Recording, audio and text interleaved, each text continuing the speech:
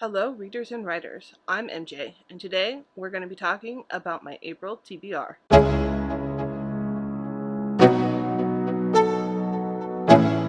April is Autism Acceptance Month, and as an autistic individual, I like to take this month to appreciate all of the autistic writers out there. So I will be posting a lot of recommendations to my various social media platforms, so make sure to stay tuned for that. Also, the majority of my TBR this month is going to be focused on autistic works by autistic authors. Before I get into my TBR, I just want to say, unfortunately, there's just not enough works created by autistic authors, especially considering the amount of autistic individuals that are out there. So one estimate is there's 1 in 88 individuals that are on the autism spectrum, but we definitely don't see anywhere near 1 in 88 books written about autism, and the majority of books that feature autism are actually written by neurotypical authors. So I definitely want to appreciate actually autistic authors during this time. That's not to say that non-autistic authors or neurotypical authors can't write autistic characters. I'm saying that the vast majority of them are done really, really bad. But I have read some that are good, and I may feature some of those this month as well. Since this is my first TBR video on this channel, I do want to say how I structure, or I'm structuring my TBRs for 2023.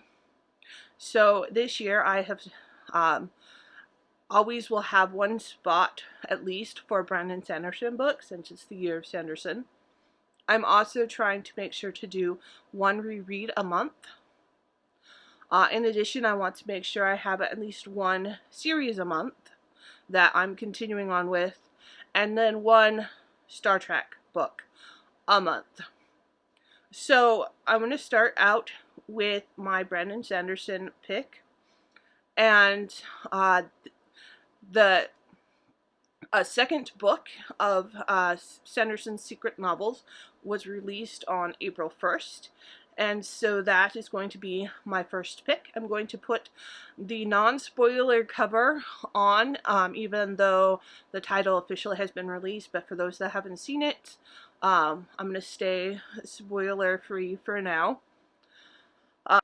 For the series that I am continuing, I'm going to read The Atlas Paradox, and this is the second book in Atlas 6. I think it's going to be a trilogy, and I have the beautiful edition by Illumicrate, and so I'm going to read this for my series continuation. For my Star Trek read of the month, I'm going to read the brand new first novel in the Strange New Worlds, The High Country, and I'm so excited to pick this up. And for my reread for the month, I'm going to pick up 9 Fox Gambit. I was hoping to get to this series during the Trans Rights Readathon, and I did not, because I picked up the second book and realized that I definitely did need to reread the first book, just because there's just so much politics and nuance in it, that I wanted to make sure I went into the series as fresh as possible.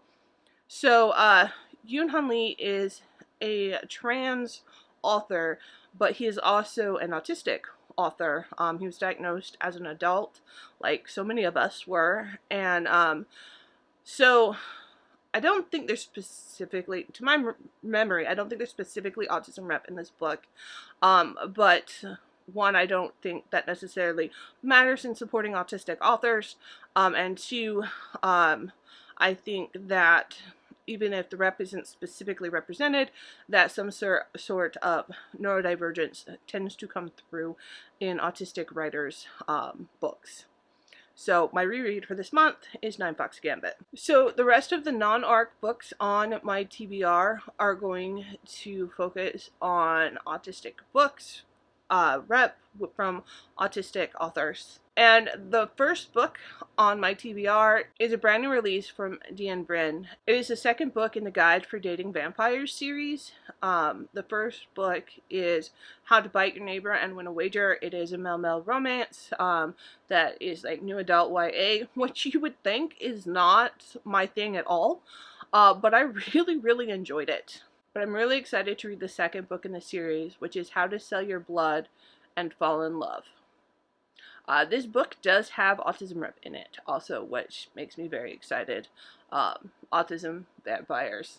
I'm all there for it. The next book on my TBR is a book that I am ashamed to admit I have not read yet, and that is On the Edge of Gone. This book is written by Corinne Dorvis, and I probably said that wrong, but this author is actually the author that coined the Own Voice hashtag.